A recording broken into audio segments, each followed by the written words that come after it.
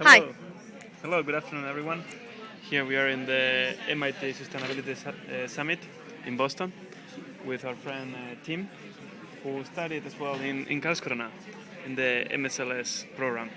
And he comes from Toronto for a few days. He came all the way to Boston.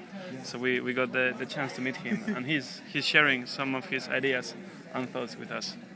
Sure. So the question was, in a space like MIT, where with lots of innovative ideas and thinkers, why is it that the format of this event is so standard? And so I was saying how I'm a big fan of behavioral economics, and one of the big concepts there is the idea of the status quo bias. And so that when the default option for most people is to do what has always been done and what everyone else is doing.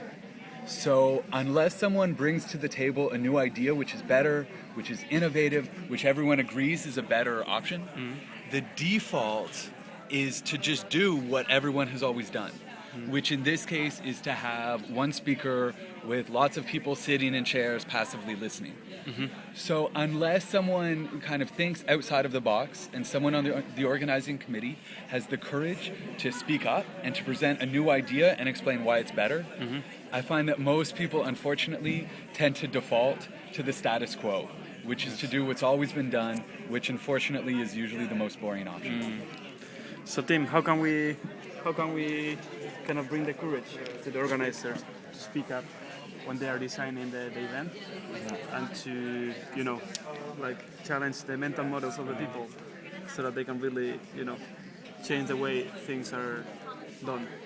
Mental model game. Yes.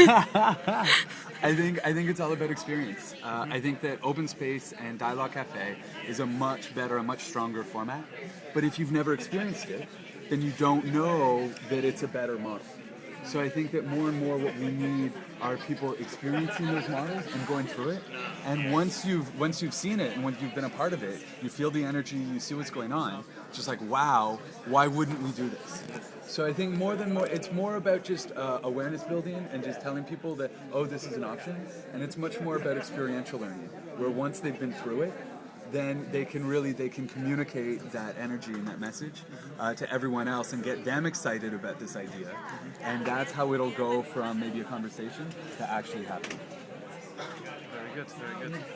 I think the challenge is really how do we build such a learning environment so that the students in the MIT get the chance to experience the way we have been learning or the way you have learned in MSLS as well. Right? Totally. Henna was sharing before that Peterson is a senior professor here in the MIT, and he's familiar with this kind of tools, and he's been supporting us, all of us, as well. But then Henna was saying that no one is a prophet in his own land.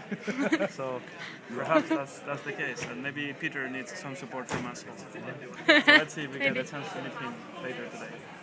Thank you. Have a good day. Thank you, Tim. Oh, my pleasure.